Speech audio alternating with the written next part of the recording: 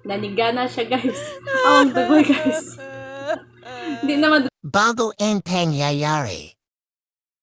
Hey, what's up mga guys?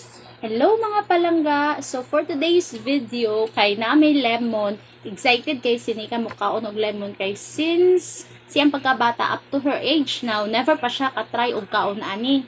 Nya simpod siya pangulit nga iyan na ning kaonon. So atong ipatry. Are you excited kay? Yes. Ang saon din na, ma. Kaonon lagi. Di ba niing kakaunon nimo? Oh, O si. Ang lami ani kay it's like orange, tamis kaayo. wow. Pero lami siya kaunon og naay asin. Wow. Kaon na ka. Wow. Sige mga palangga, atong i-prepare after that i-try ni Kakulit. Stay tuned. Hey mga palangga na ana. So excited na kay sinika mukaon kay tamis lagi kuno kaayo ni pong panako. Aw na to mga palangga kung sa iyang reaction sa iyang first nga pagkaon aning lemon. Okay, butay asin kay iimong inana sa asin and then imo siyang kaonon ni and then ingna kuha ko sa imong feeling.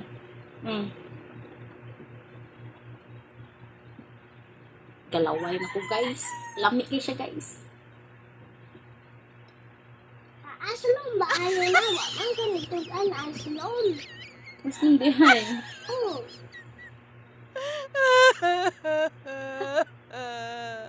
Aslom di ay siya. Ay to tamis siya nga murag orange.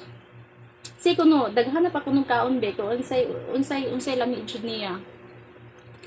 This one man imong kaonon kani jud ang kauna kana. Inani man siya mura ra mo gud siya buongon, gagmay man siya buongon, sa buongon tamis man so tamis po siyang lemon.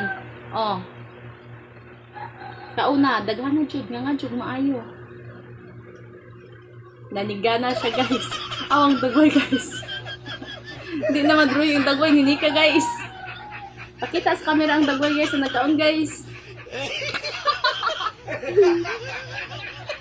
Awa guys, mauna siya resulta guys sa batang hangol. Bisag unsay makita kaonon see. Pero dami siya sa. Naglaway ko guys, makilapod ko no ko be. Sa una man good guys, gusto kay ko ani mo kaon when I was elementary pa siguro kay sa among bukid daghan kay ni.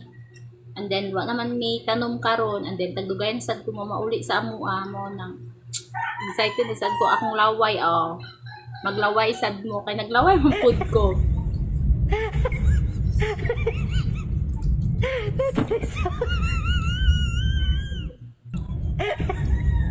Legit ang aslom.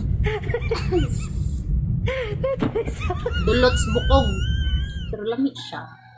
Actually, lami din siya.